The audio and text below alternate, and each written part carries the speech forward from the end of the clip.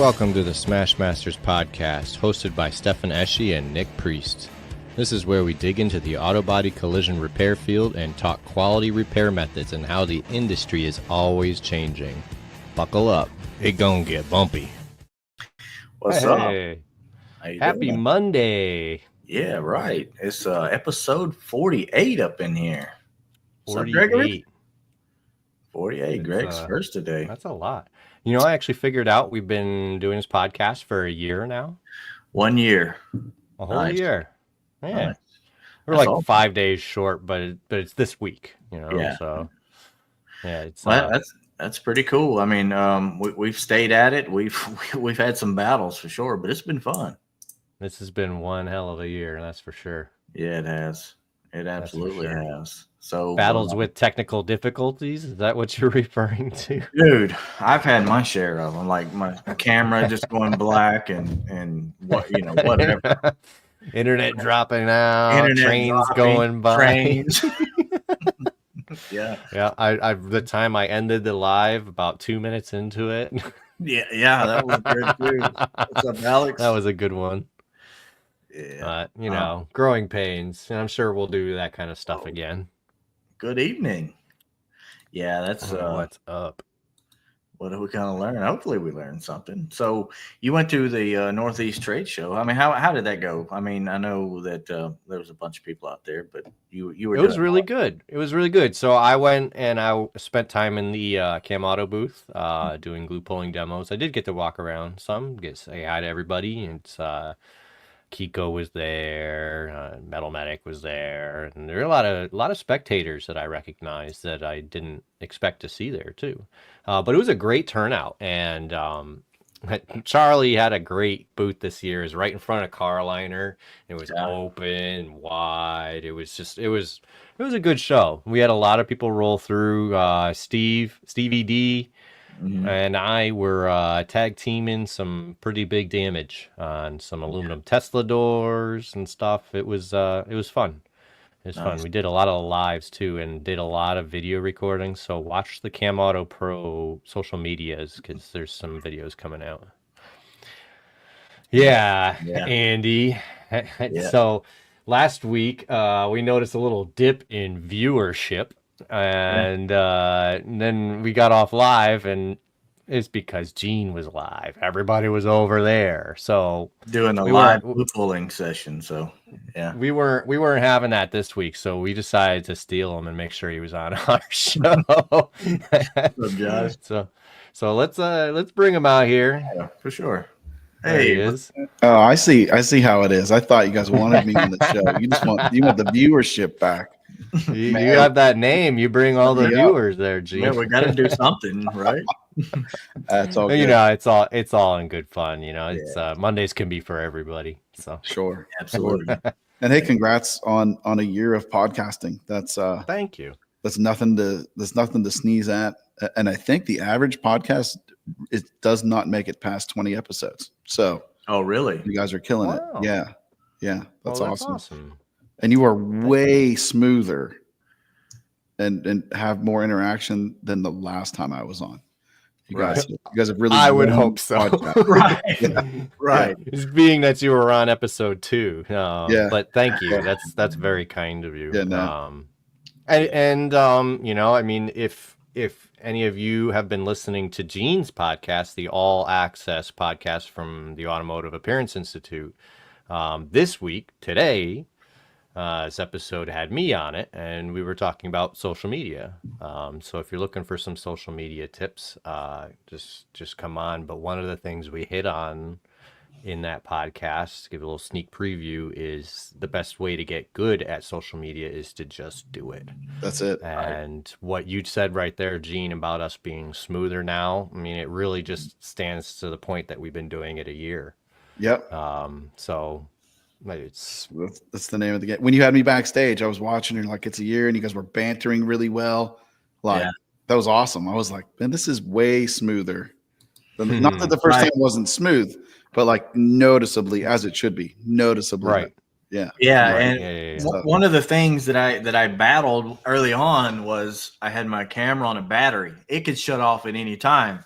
I didn't know if this microphone was working or I was using the speaker microphone. So I'm kind of like, worried about all that stuff too, on top of like trying to do podcasting. So, so if you're going to use it a was- good camera, go hardwired. If you're going to use a mic, right. go hardwired. I think I'm hardwired in here. It was interesting. I mean, we'd be talking, all of a sudden Nick would just boop, gone. It's like, I guess I'll just keep going. Yeah, why not? Yeah. And we were not prepared at all for those. We were just in here. It's fun. It's been good. Hey, just wing it. We're just a bunch of guys sitting around talking about car stuff. So yeah, right.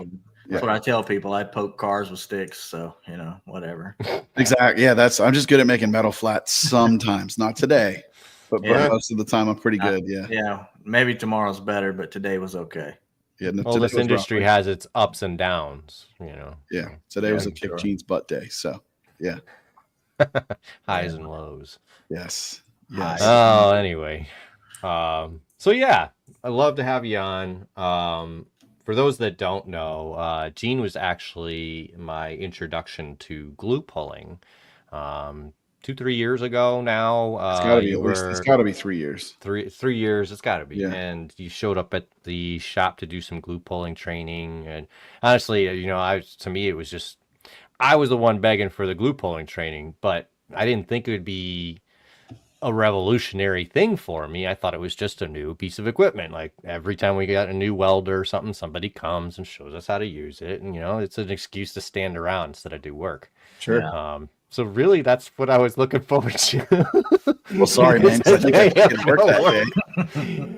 You did. You put me to work. But I mean, oh man, did that day change my life. So it's just from not only just because of the glue pulling, but I mean, you're such a great teacher and just good at explaining things to the point where when you go, does anybody have any questions? Crickets. That's good. Because you explained it so well. When that first started happening, that freaked me out because as we going back to, I started with Kiko in 2019, when I think I helped teach. Well, I helped teach class 1 at Kiko, and I think I led class 2 at Kiko, like at the headquarters. They'd obviously gone out and done on sites, but the training's there, and we were still trying to hash out the whole presentation and everything. There were lots of questions, but what we did at Kiko and what I continue to do today, and I haven't been to a Kiko training in a while, but I'm sure what they're doing as well is as those questions pop up and you start seeing those repeated questions, you just know that, hey, I need to work this answer into my presentation. Like my goal is to always answer the questions before they get asked. Like that's just one of the things I try to do when I'm out training anybody anywhere. Yeah. What's up, Corey Nichols? Well, you absolutely have succeeded in that. I mean, there's always more, of course. Never stop learning. Right. Robbie Wyndham on Instagram says, "What's up, guys?" Hey, what's up, Robbie? Yeah. So when I went to Anson Open House last year, and you came down for all the glue pull. Yeah, how you were talking about that. Yeah, there was really no need to ask any questions because anything that you would think that you would need to ask was already covered. So that to me was like, wow, man, if I could just speak that good, that's some skills right there. So when you're learning from some of the best when you can do that, man, that was awesome. Well, thank you guys. That's it's a lot of practice. I put a lot of reps in, just like anything. What's up, Crystal? Like everything, like we were talking about, how do you get good at video? Hey, what's up, Chris? Yeah, I remember meeting Chris at SEMA, talking about glue pull, and then he was at the class with you, Stefan. Yep, he's local to here, so yeah, Chris is a buddy of mine. Yep. He's he's a local PDR tech. Yes, and Mike was kind enough to let him come in for that class. So, cool. Awesome training. Changed my life. I mean, as long as we're talking about Kiko training, I saw some videos today and some live sessions from Kiko. They're doing an in-person training over there now. Um, and it's that was I went last year and it was one of my favorite trips I did all year. So that was an was amazing fun. thing. That was But a fun trip. it just training doesn't have to be bleh, is the point I'm Right. trying to make here. So invest in yourself if you're really looking into this kind of stuff. And luckily, I mean, Gene, I'd like to get into the Automotive Appearance Institute and what you're doing over there. So I know we talked about this a little bit the first time you came on, but can you give us a quick rundown on why you started AAI? Sure. So, yeah, background on me for training, right? I started with Kiko in 2019. And prior to that, I was looking for a way to branch out of just PDR and find a bigger segment of the world to help, right? Like the stuff, and it means the world that you said that day, that training changed my life. Like that was something that we repeatedly heard at Kiko. That's something I repeatedly hear in my trainings. And dude, like that's why you get up and do it. You know what I mean? Like, what's up, James? What's up, Mark? That's why I do it. Like, Yep. that is just so incredibly rewarding. So as I was with Kiko, and even you go back and listen to Chris talk, he was not heavily focused on training, right? He was heavily focused on adoption into the world, pushing GPR, right? And certainly, thanks, Brandon. Certainly at the forefront of helping push glue pull repair into the collision industry. Now he has, in fact, I just saw it today. What's up, Bobby? Chris put a post out somewhere. I can't remember if it was on his story, whatever it was. Chris White from Kiko said, do not buy a GPR system, ... unless you buy training. Yep. I have been preaching that forever, right? I saw right when I first came on with Kiko just how important training was and how much better adoption was when there was training. But anyways, so without going down that whole rabbit hole, I'm glad that Kiko is investing so heavily in training. I think that's fantastic, and that will help more shops adopt glue pull and get better, like as a whole. So I wanted to train more, and it was really like the idea. Like this actually says established 2020. It shouldn't say established 2020. It should say like born in Gene's head and like conceived in 2020. But I don't think I actually registered the business till 21. But when COVID hit, we were scrambling. Like at Kiko, we were on this rocket trajectory of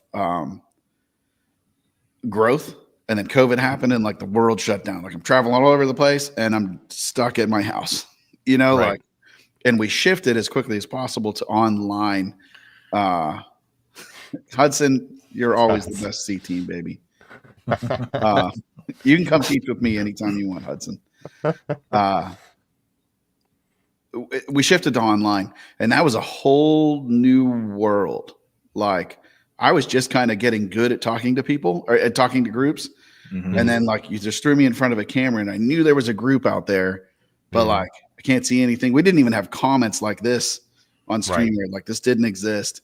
So you're just like standing there and like perform and like with no feedback. And I'm like, man, there has to be a way to do this better. And then we progressed through, and then like my virtual Kiko presentations got better. We started doing multicams. And then we wanted to do something. Kiko bought TDN, which is Kiko UK, which is a big training regimen. And I sort of pulled the brakes. I'm like, all right, let's see what's going on here, because now training's going to get big, and training didn't get big. And then, man, after COVID, like travel still never turned back to the same. There's still not as many flights as there were pre-COVID. It used to be like, I'm in Pittsburgh.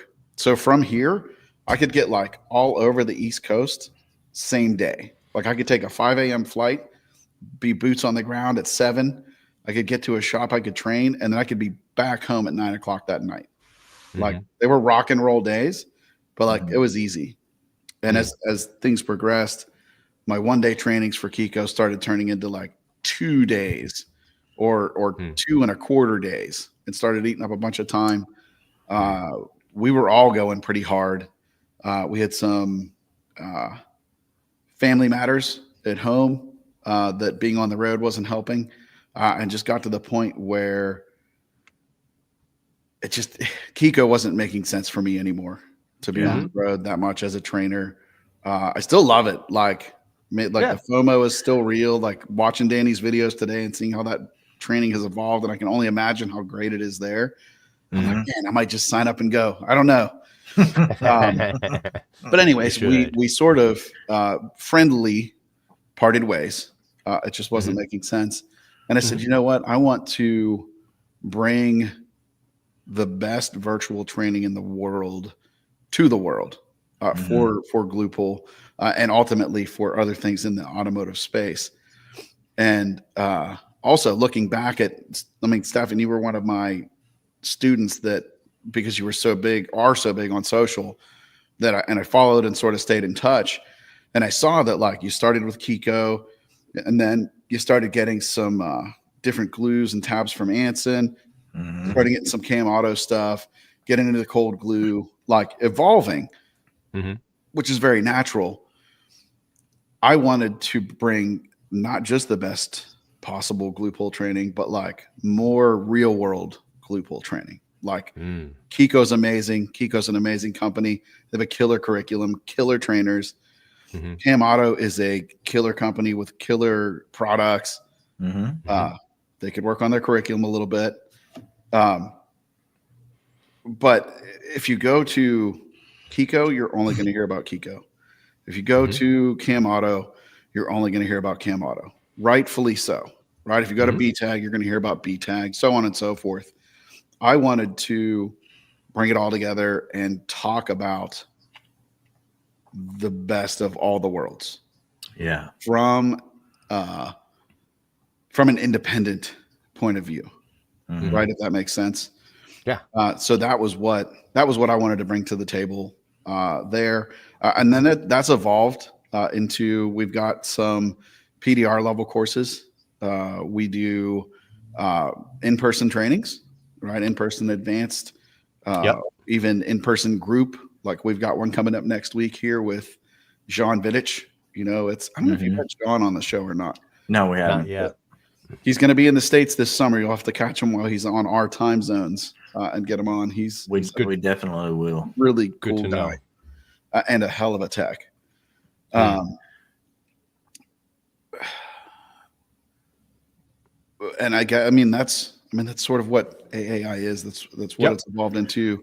And we really want to move into, it's a little bit of a production company, you know, production and education. We just shot a video for Black Plague. I don't know if it's up on his site yet or not, but his new Shrinky box, the QR code on the front that shows you how to use it. That's us. We shot the video and teach you how to use that for Keith. Right. So we're trying to help smaller brands get out there with content. Mark from Perfect Pull will be up this summer with his Perfect Pull. We're going to shoot a whole series of how-to videos for him. Just trying to have fun and make the world a smarter place. Yeah, well, awesome. they both have really good stuff, I mean, to use, and you can, once you learn how to apply those, I mean, they're golden in a way.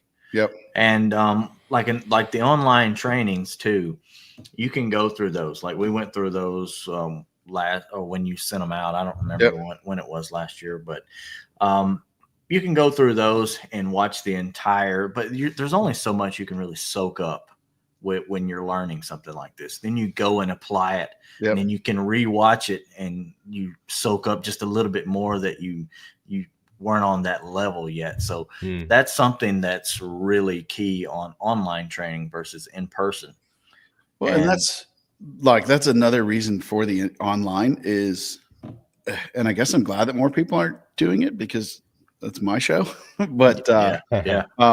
but ultimately, like, and I think that's why you're seeing Kiko offer multi-day training, or right, like come back and get more training. You're drinking from a fire hose if we're doing 1 day and we're taking you from like you never glue pulled to now we want you to glue pull all the time. Like here comes the fire hose. Let's see what you can soak up and hold on to, but you're going to lose stuff. And there's no recording. Maybe Stephen, other than something at Kiko, you probably have the longest recording of any presentation out there because you filmed most of our day for your content. That's true. I think what would be ideal really is to do in person and have the online to go become a reference for you, right? When you forget what to do, when you're having failures, go back and watch the process again and see what you're doing wrong, right? Like that would be ideal. Really, the failure points are when you start learning. Honestly, yep. That's when you start soaking up the most valuable information. It's when you start failing at something. Yes. So, yeah. One of my favorite lines is the master has failed more times than the apprentice has tried. Yeah, for sure. Yeah. Yeah, Greg, that's it. Like Greg says he needs to listen and just get in front of the camera. Want to do it and get through all the bad first till I get like y'all. Well, remember, Greg, when you start a channel, you don't get any views anyway. So your first videos no one's gonna see them anyway. Yep, so it doesn't matter. Those are the best ones to suck at. Get your reps in. Yeah, for sure. Yeah. Andy, I learn every day then because we were talking about failures. I do too, man. Right. I learned today. Same here. I learned I should just learn to say no. When my gut says I should say no, I should just say no and not let it pull on my heartstrings. Yeah. Right. I have that trouble. I mean, that's why I call it failing forward. I mean, you get a little bit better, but you learn a little bit from your failures, and each one's is a different kind that you didn't think that would like a hurdle to overcome. So see, I would challenge you that it's not even a failure. If you look at a failure feels finite. It's either win or you learn. Yeah. Like it's just it's one of those stupid little mindset shifts that just make a big difference. Like, man, I failed. I sucked. I did this bad. No. I learned not to do this, and I learned that this doesn't work, and I learned this is the wrong approach, right? I learned to do this next time. And next time it's going to be better because of it. Right. So there's the positivity that comes out of it. That's exactly it. Like no to hail damage on a square body. Oh boy, Andy. Sounds like Andy. Opened up a can of worms. That old metal's nice metal, dude. Don't knock it. I've done a lot of square bodies. They got a body shop.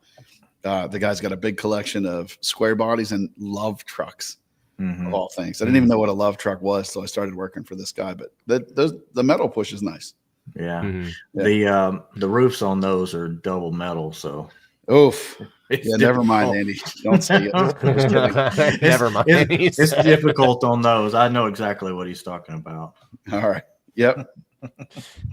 Well, anyway, so what I really like from the AI, like has been brought up, is that I can go back and reference. I've got the GPR masterclass, but being somebody that went through your in-person training, which Nick did too, and then did the masterclass, I learned more in the masterclass because we had more time, you know, and it's hard to fit everything into one day.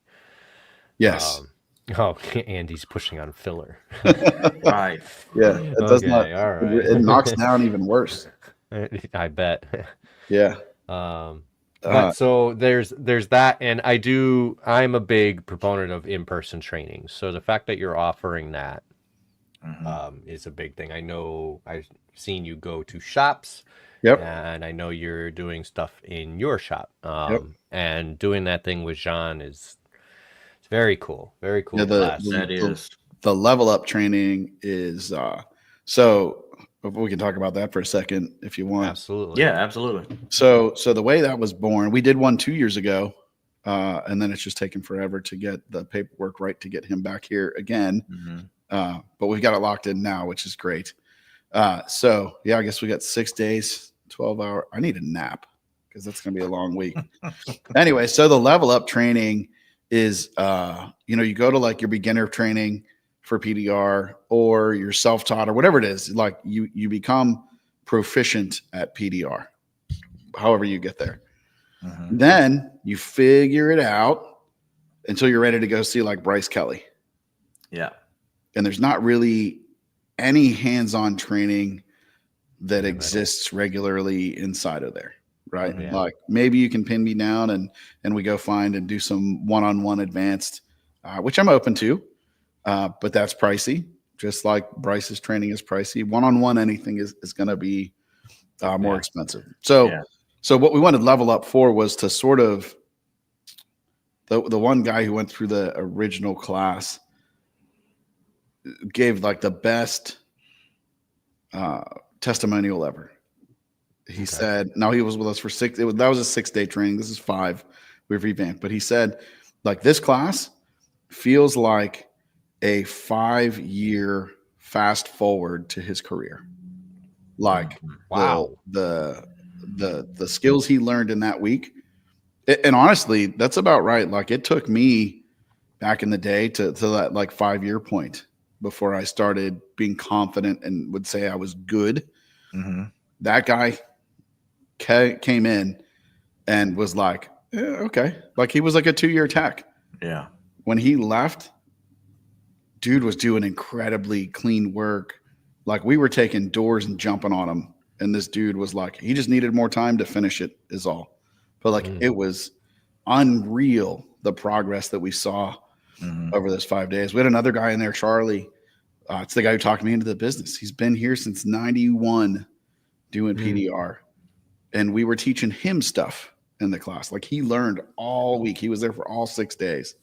I mean, it really is a class to level you up, I guess. Yeah. Yeah. So like you were saying, after you get your beginner training, you get your hands behind the wheel of a tool, we say, and then you kind of soak up and get that learning. The next step is to cut your teeth on a little bit more, not necessarily super advanced stuff, but past the beginner stage. Maybe you need body line help or something like that. Exactly. It's what we all struggled with. You've captured this with the level up, and that's something that I hadn't really seen anybody really offer. And there's a lot of beginners, there's a lot of advanced, but there's nothing to catch the guy that, after we get out of the week of beginner training, you throw him out to the wholesale lot and he struggles his way through, the next year or two. So year or 2 or 5 or 30.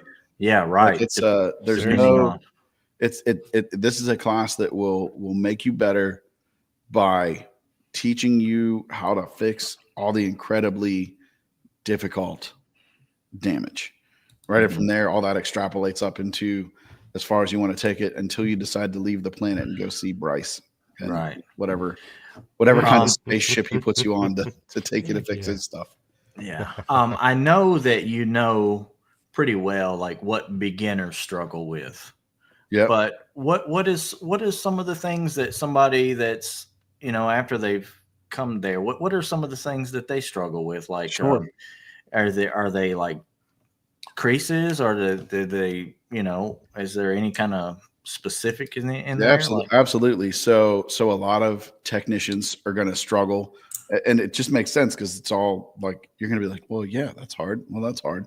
So really sharp dents, not stretched, but sharp, like a sharp, hard impact.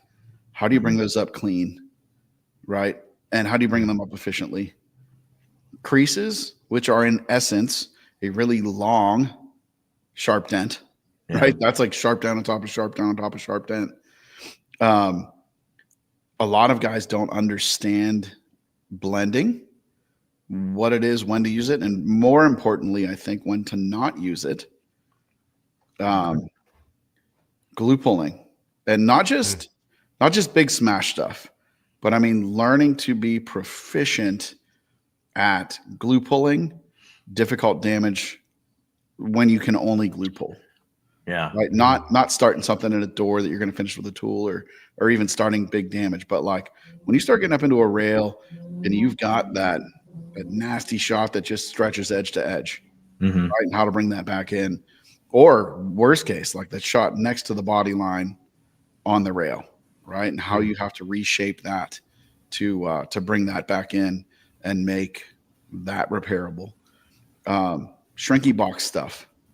Like there until now, there wasn't really a video that like I've had the Power PDR box. Mm-hmm. I guarantee I bought that within the first 6 months of it coming out, maybe the first 3 months. There weren't any instructions. There was like a group of us that kind of like figured it out, but there was no process. You just, I don't know, we're either going to figure it out or burn the paint off of this thing. Right. So shrinky box. And now I started teaching lateral tension at the last one. And that has, I mean, look at how far lateral tension has changed over the last 2 years. And again, with that, when to use it, why to use it, and when not to use it. Like I still see a lot of guys putting tension on things that just like, dude, you don't need tension on it. You're not gaining anything by doing whatever you're trying to do. Okay. So people are using it kind of like an added safety measure almost. Well, or something. They just don't know any better. Like right. Yeah. Right. So a lot of hard skills there, right? Those are all things that'll be covered in the class, all things that everybody struggles with. And then we will also be going into more soft skills, proper estimating, like what to look for. Now you guys are both born out of the body shop side of things, so you understand what it takes for a body shop to repair a difficult panel, but a lot of PDR techs do not. Right. So we'll be diving into that. And then hand in hand with that, you can write the estimate for as much as you want to write it for.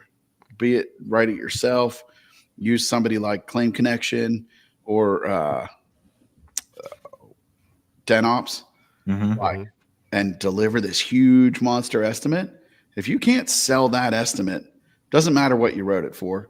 So we will in the class, we will be walking through my exact sales process that we put customers through here to close as many sales as we can, right? To work through all of that. So hard skills, soft skills, it's going to be a lot. Like I said, I think I need a nap already. That's a lot of info. Do you find that a lot of the techs that come here, do they kind of struggle with reading a light still, or is that something that they've got down pat pretty well? So less about reading the light, like as a whole, and more about being aware of the solid fundamentals of reading a light. Yeah. So many people, and I see it like, 'cause now remember, I've taught a lot of body techs how to use a light. Right. So I watch them break all the rules. And then I watch all these PDR techs break all the rules, and then they wonder why they're missing what they're missing in the dent, or why aren't they seeing what they're seeing, or why aren't they seeing what's there, right? And then you pull the light away and you're looking and you're like, oh, I couldn't see that. I couldn't see this, because you're not following fundamental rules of lighting, I guess is what that boils down to. Yeah. Yeah. That's I could see where people would have kind of issues with that kind of fumbling through it, just because it was kind of difficult for me to learn in that area coming from the body shop. But like you said, estimates and figuring out what it takes to get a panel in a repairable order is, that's kind of like second nature in a collision shop. But when you're brand new, like you've never been in a shop before, and then all this stuff is being tacked on and piled up on you, it can be super overwhelming. So absolutely. Again, it's that drinking from a fire hose. Right. And what's up, Jack? And even going back to your beginner training, I had a 5-day class in Michigan. It'll be 23 years ago this year. you can't learn this in 5 days. You can't learn this in 10 days.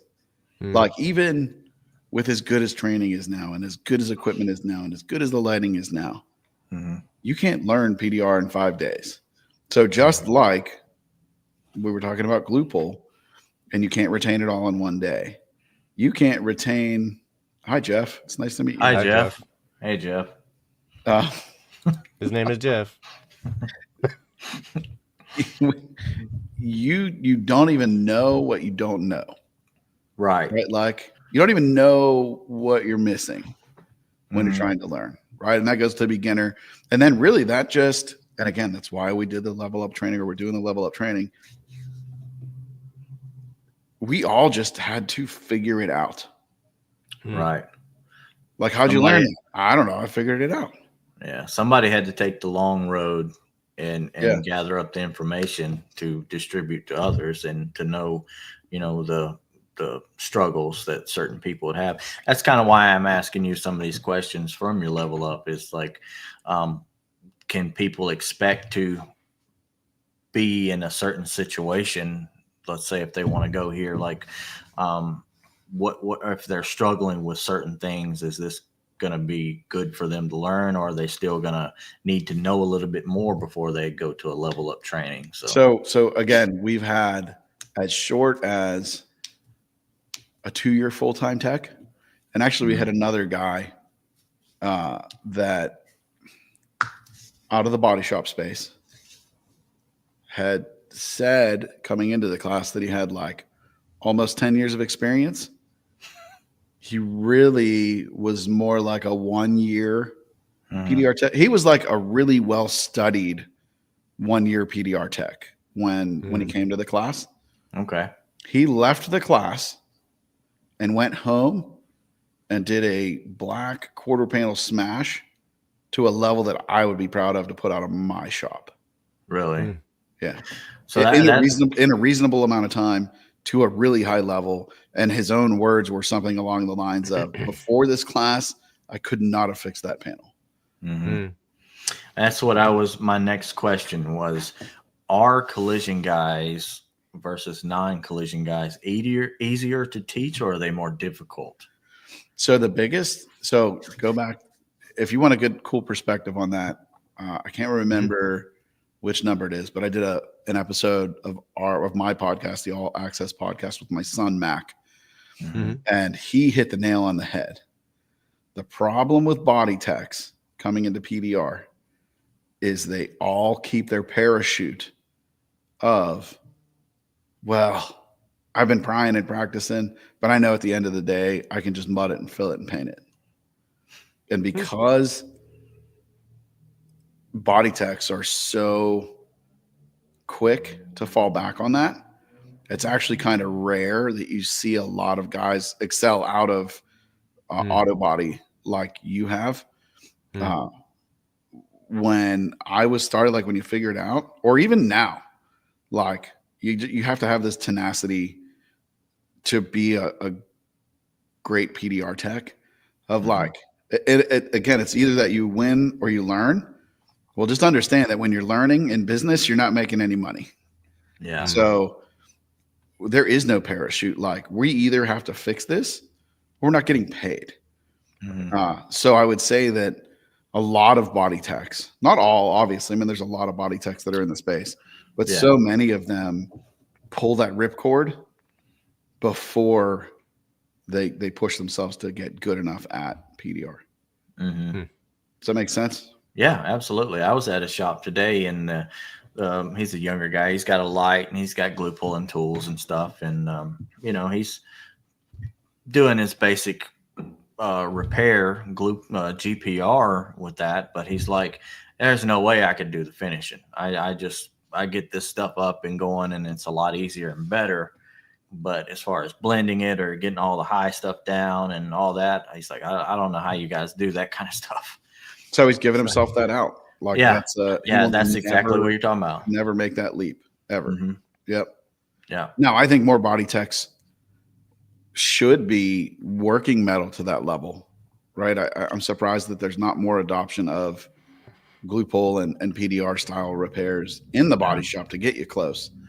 I know why most people don't, and that's the mindset of I'm dicking around too much on this panel. I just got to get this in primer, mud it, and I got to I can't spend this much time on it. We got to do something else. And once you take that mindset away, like, because I had to do that, I had to say, well, there's no mud, filler, paint, none of that here with this. I have this dent and it's got to go away, and I have to use these tools to do it with. And, right. You have to fight yourself out of that.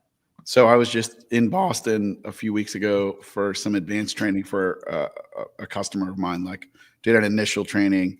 The guys adopted it. And then the owner was like, hey, we need more. Mm-hmm. The production guys, the older production, and I can call them old because I was the youngest guy in the class. Yeah. But like the old guys, they came in. Now these are good A-techs. We'll see, Chris. I hear a lot of people are going to be making trips over there. And yeah. Corey, that's great advice. Patience is big. Mm-hmm. So these guys came in. There was a 2-day training for them. In the morning, they basically, like, we were sitting down to sort of like do a debrief and prep for the class. Like, hey, here's how we're going to do it. Here's what we're going to learn. What are you struggling with? And they all three were like, now listen, dude, we know our way works and it's fast. You're going to be hard pressed to change our mind. Right. And I'm like, man, what I get myself into. And then the flip side of that is like, all right, challenge accepted, because I know that I can teach you my way, right? Glue pull. I can teach you my way and accelerate. So we go through the 1 day of, call it smash work, lateral tension, working big damage to a pretty high level, coaching them through. Day 2, the first half of the day, we do a bunch of finishing work, PDR-esque for the body man watching. Not PDR, but working to refinement to where you would, same skills you would use to do PDR, but we're stopping short. Yeah. Mm-hmm. And then they jumped on what would be a arguable quarter panel replacement. RAV4 quarter panel in between the gas door and the jam, hit hard enough to roll the jam open. What's up, Danny Hacker? We got done after that afternoon. Right. They all three worked together, moving the metal and essentially putting everything that I just taught them into place. Yeah. And I'm like, all right, guys, debrief time. How does this compare? I said, if this car came in on Friday last week before I got here and you had to do it, how would you do it? Now the car would be welding pins here. We'd probably put a plate here. We pull this way. We do this. Like, we'd get it, but it would be ugly and essentially ruined. Mm-hmm. I said, okay, well, how does that compare to what we just did or what you just did with glue pull? And they were like, man, you know what? We don't think we would have got it this far our way. Like, we think we need less body work than traditionally. And they're like, really? This is about the same amount of time as we would have spent welding and pulling and yanking. And they're like, and we didn't destroy the panel. So call it like, it's not day 1 because they had played with glue pull, but like one serious class after they had a clue. And these guys who 36 hours beforehand told me that their way's fast and I can't change their mind, were already talking about being as efficient as the old ways they've been doing for 30 years. Mm-hmm. Right. So you just need to put the time in. And also, like, there was a revelation there. I actually think it was the owner of the shop. Like, smart dude. I think he sort of deduced it down to like, guys, do you want to spend your time sanding mud or working metal? And across the board, they're like, what? We'd rather spend a little bit more time working the metal. Well, okay, then don't mud it when it's this big. Let's work on it and make it this big and this shallow and fix it from there. You know what I mean? Mm-hmm. Yeah. That's, I mean, I can't agree more. I mean, that's literally my life now, doing these repairs and between softer stuff going full PDR every time. I mean, the panels still get painted. I got to feed the paint department. Sure. But if I can cut out, not only am I cutting out mud work, if I go the full PDR with a soft damage, I'm cutting out priming and drying and blocking. that's a lot of time you're cutting out. Sure Yeah. is. So to be able to do that is super beneficial in the body shop. Mm-hmm. You just got to get good at taking pictures with the light to Yep, get and paid for that's that kind of right. stuff. That was one of their fears. Like, well, how are we going to do this? Because this insurer needs to see things in process, and they need to see it in primer. I was Mm-hmm. like, take pictures of every pull, take You need pictures of to every setup, educate. take Yeah, pictures of you your need to broken educate tabs. them. Yep. Right. And Yeah, I'm and lots of pictures. Yes, absolutely. So, Right. Right. what's up, Jason X? hey, Jason. Yeah, they want you to paint the picture on the one or two photos that they have, style lines, all this, that, and the other. How big is the damage? And you really don't know how to map it out truly until you have a reflection on it, so you can see actually how big it is. Yep. And until a lot of the body shops got lights in there, and I know right when I was leaving the body shop, there was beginning to be every shop that I went in had at least a light if they had nothing else. And going to like the Kiko training you were talking about, like not selling an L2E unless you had the training. Some of them have Kiko systems, but they're just not using them. No training. But Yep. but the light is being used every time on assessing damage. Well, that's good. So, That was my bad dad joke whenever I was out on the road for Kiko all the time. I was like, listen, here's the good news. See that big light over there? Yeah. If all you do is take that and put it up front in the hands of your estimators, mhm. that whole system will get paid for in no time. Like, use that Mhm. light to document your damage and show what's going on. Yeah. 100%. I mean, it's I struggle with getting others to adopt the light personally. I think it's a whole mindset change, like we were talking about, that needs to happen in the estimating. But when it comes to me, it gets the light on it, and if there's more damage, it gets documented and supplemented. So it is what it is. Yep. And really, like, even arguing with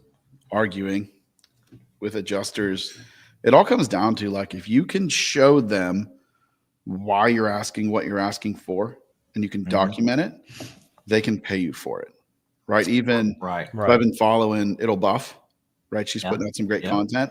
And so much of her stuff seems to be coming back to like document. Mhm. Right. And it's there. And then Paul Corden in the PDR side of things, it says documentation is justification is salvation. That's his line. Like, again, if you can document it and show why and what you're asking for, you can get paid for it. And really, and there's nothing better than the light to show that off. Right, right, and that was a struggle for a lot of the front office staff of a shop when they're changing the way that they're doing these things. Because early on when I started, I don't know, 10, 15, well, I started 22 years ago, but 15 years ago, if you had a green marker and you're circling damage, that's all you got. And if it was on a white car and you took a picture, how well is that picture going to look? Right. You're not going to see anything. Can't see anything. No, Yep. right, You're not going to see anything. So once we all got on board and we started marking and telling a story, even without the light, just telling the story, 3-inch crease, 4 style lines, that kind of stuff. Then people started getting paid more for what they were doing. Prior to that, they were like, this dent, like I can stick my hand up there, the hand's 4 hours. So we'll just go with that.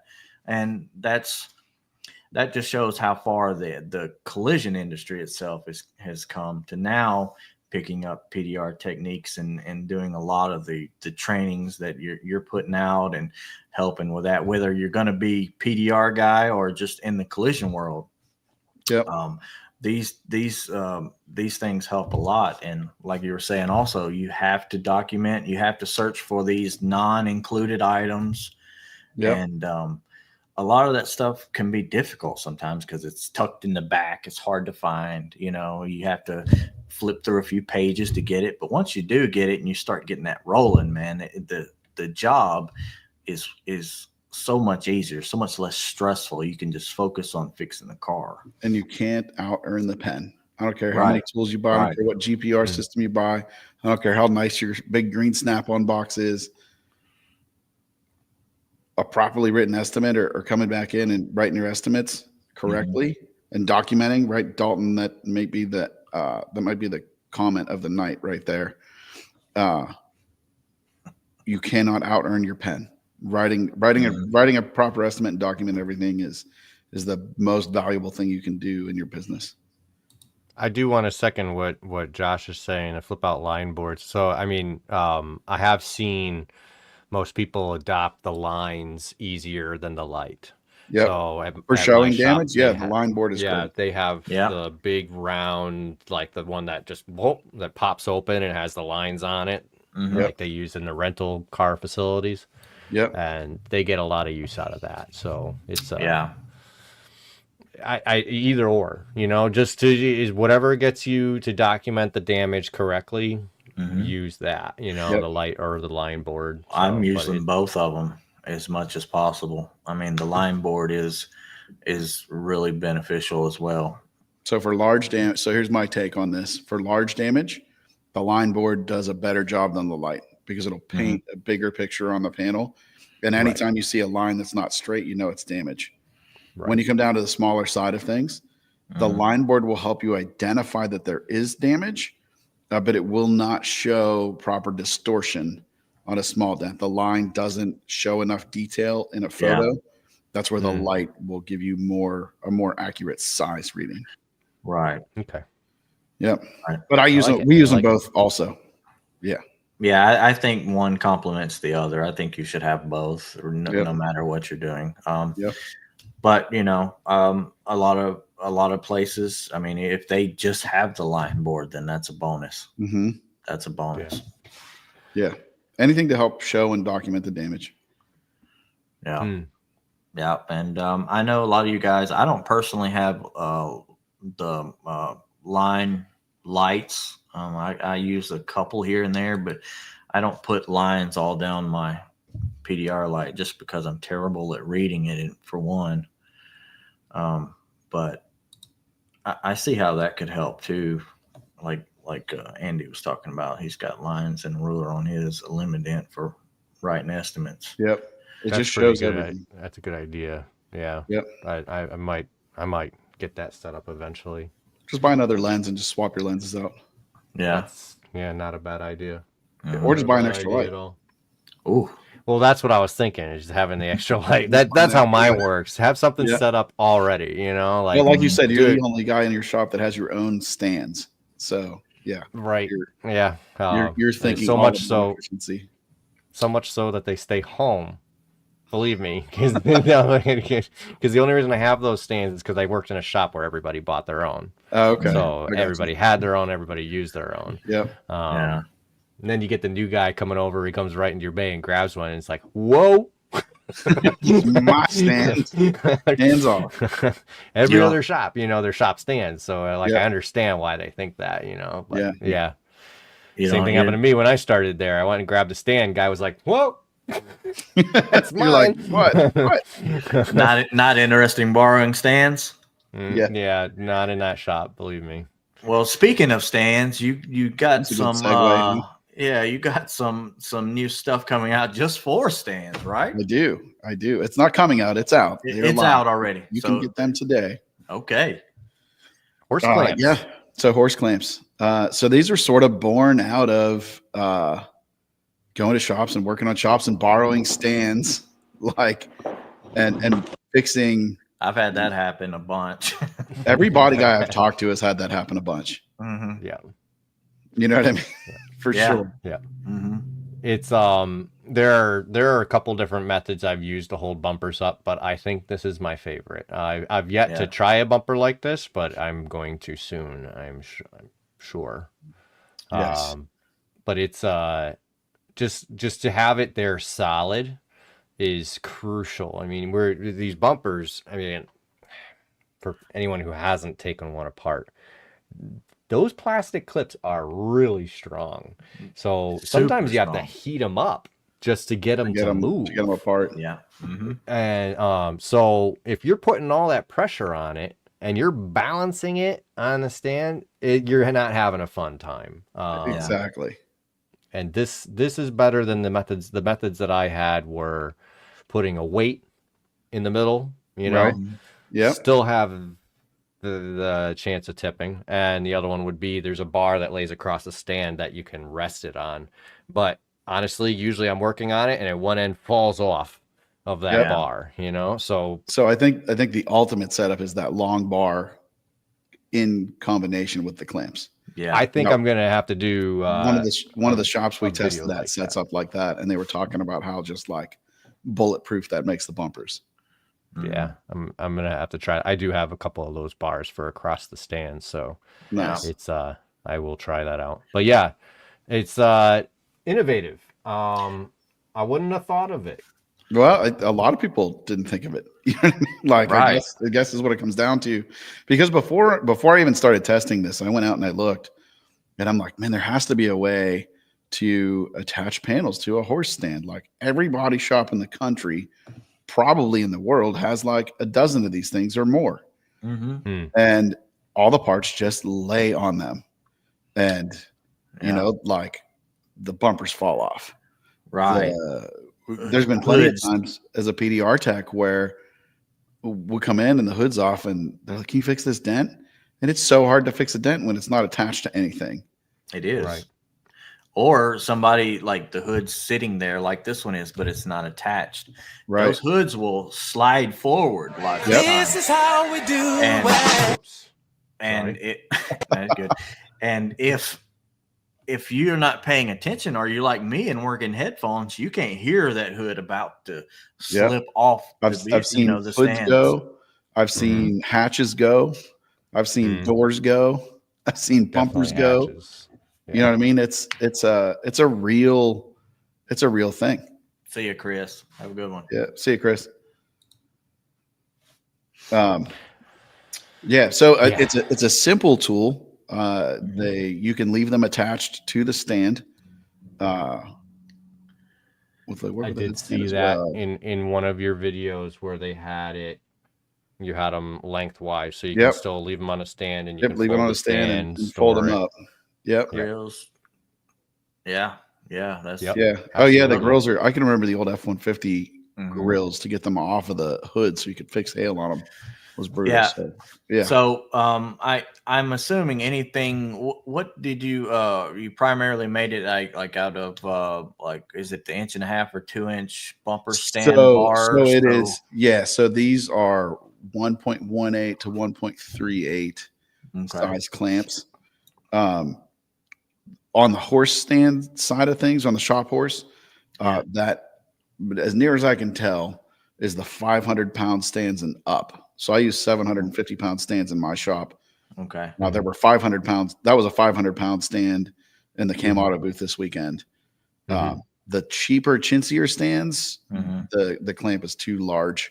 Yeah. I thought about just putting some almost like fuel line rubber hose in there, and I think that would fix. But I thought it was stupid to go buy rubber hose and put it in every single one if it doesn't. If it may or may not work. So 500-pound stands. Yep. I'm sure that they would probably adapt to other types of shop. So one of the well. so we don't necessarily endorse it, but the A-frame, I guess you call it, like the painters, where they hang their door, like hang a door up to paint. Yeah. The one shop we tested in has his hooked to the top. And he's like, man, instead of trying to hold that up and wire it, he just brings it in and brings the hooks down and then just pulls with the ratchets. Oh, it lifts them up. Lifts it up to exactly where he wants it. So, again, don't necessarily condone that. Really, as long as these are 75-pound ratchet hooks. So under 75 pounds, you're safe. And the clamps are good for like 165. So I guess as long as you're not pulling up a panel that weighs more than that, probably safe. But that makes me a little nervous to, like Yeah, tread People lightly. people will figure out all kinds of crazy ways to do Exactly. something, but Exactly. the idea is for what collision guys call them is just stands, bumper stands, Yep. whatever. Yep. They have the long bar like you were talking about to add to those, so we can tie these things down and get them going. That's the main purpose of these Exactly. things. Yeah, really any, I would imagine just about any panel you can put Yeah, on the on a stand, you can Mhm. attach with these. Or ratchet it down and get Yep. it good, nice and sturdy, especially if you're working on it. What about I would assume that this works really well for doors and stuff. Like you don't even really would have to have a door stand if you were doing PDR. You could just kind of So set in that on. fact, since I came out with these, or even in testing, I stopped. So, and I take a lot of doors off. Like Mhm. we're quick to take a door off. We've got Yeah. the scanners, and I'm old. My shoulders hurt, and if I can stand up and go like this instead of Mhm. doing some yoga to get down sideways, I have stopped using my hood stand for doors, and now I'm Okay. only doing my doors on horses and clamping it down. Mhm. It's a really boring video, but I have a video where I am like through the wiring harness, and I'm back with like a 4-foot ultra bar. Dude, I'm Mhm. cranking on it, and there's no movement because it's just solid. It's just such a big Yeah. wide base. Hmm. That's good. That's Cool. good. Yeah. Cool. I'm excited to have them because I don't have PDR part stand at all, but I have these stands already, and Yep. it just pretty much put off my need for a PDR part stand for now. So know? I think you'll struggle to do like a hail damaged hood on that. Okay. But if, I but if I you're doing struggle on the bumper stands. but if you're doing a door, absolutely phenomenal. Sure. So I mean, I've already kind of battled the 3 or 4 hail hoods I've done were all Yep. on a bumper stand, so Yep. I know why it's a struggle. But it's for us starting out, I can't afford all the tools, so But hey, it's listen, I just gave me an idea for a new tool, so I'm going to the drawing board. perfect. There you go. Yeah, there you go. But this will definitely get me started. Is what Yeah. is Oh, what's it absolutely important. will. And probably what you would end up having to do is take the hood, like work the hood this way, and then unclamp it and turn the hood That's 90 exactly what I degrees. do. That's And what so you I've can done reach the other too. ways. It wouldn't be the most efficient, but it can get No, you. it's not, but places. it gets it done, so it's it Yeah. is what it is. But no, that's yeah, I'm excited for it. And Yeah. now I'm excited for your new tool. There you go. I gotta Yeah. start drawing it out. So they are available at horseclamps.com is our little Yes. store. So Yep. and we got some funny videos up there as well, not just the cheesy Mac one, but Yeah. there's Oh, some- also on the YouTube, you sent me the YouTube link earlier. yeah, so they're that's what all I on the put up there, YouTube. so Yep. so Okay. make sure to go check those out. The yeah, and are they at, is it horseclamps.com? Yep, horseclamps.com. You said that? You just yep. Okay. Yeah. So yeah. Yep. Awesome. Go check them out and go pick up a set. Yeah, absolutely. And that A1, so Josh just said go get yourself an A1 stand for hoods. Mhm. Listen, so I actually have 2 Carbon Tech stands here, and they're phenomenal. But That's there's a actually the real one I part of want. me Yeah. that and that's a pricey stand.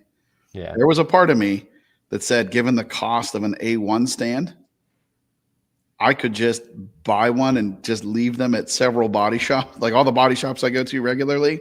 I Mhm. could have just left the stand there and maybe come out ahead financially. So that A1 Okay. stand is a workhorse, and I still never found a hood or a door that I couldn't mount on that stand. Oh, really? Okay. Yeah. Well, Yeah, that's there's a quite the whole lot of testimonial bang. right there. Whole lot of bang for your buck in that A1 stand. Yeah, absolutely. All right. Yeah. Good to know. Yeah, for sure. That's For very good to sure. know. Yeah. So Nick, we'll have to get you a set of these. You didn't come to the Northeast show. No, That's I didn't make it up I there. sent Stefan home with a set. So I'm Oh, waiting to get nice. some real good real world feedback from him. But literally the last 8 months or so, I've had him in body shops, getting them Mhm. tested, and all positive feedback. They all love them. So Oh, nice. That's pretty awesome. excited about that. That's awesome. I got to use it at the Northeast Trade Show. We were doing lots of work on that door, and Yeah. Didn't go anywhere. if Yeah. we moved the door off the stand and put it back on, and forgot to put them on, you knew right away. Immediately. Immediately. Yeah. It's like, Even oh, when I came over and put course those clamps on, Charlie was like, well, what's this? Wait a minute. What are you doing here? Yeah, I'm Yeah. sure he was looking pretty hard, huh?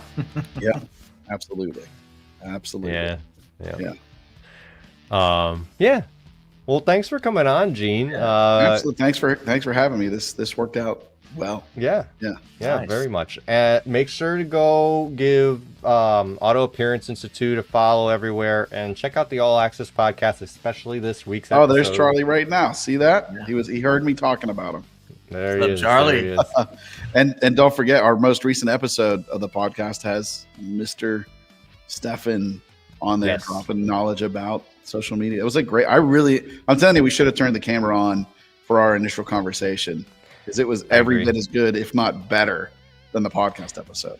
So Yeah. There were some good things in there, but you know what? I realized, because I re-listened to the podcast today, and those few things are in my head, and they're going in my course, my social media course. nice. I still want to talk to you about that.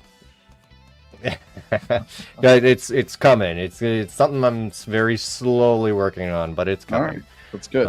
That's good. Alex, much they're available. time. Just go by them. We'll send them right to your house. There you go. Guys, Yeah. thanks so much for having me on. We appreciate you. Really appreciate it, and always enjoy talking to both of you guys. So Yeah. Thank you. Good- We enjoyed good talking having to you you. too. Anytime. good deal. You good, sir. Nick? You got anything I'm- else? I'm good. I think we covered all the basics, all the topics Well, some for most. 1 hour. For We 1 at hour. least scratched the surface. Yeah, I like that. I Yeah. like Yeah. that. Yeah. Yeah. All right, Yeah, guys. all right. Till next week. All right. Bye, everybody. See you guys.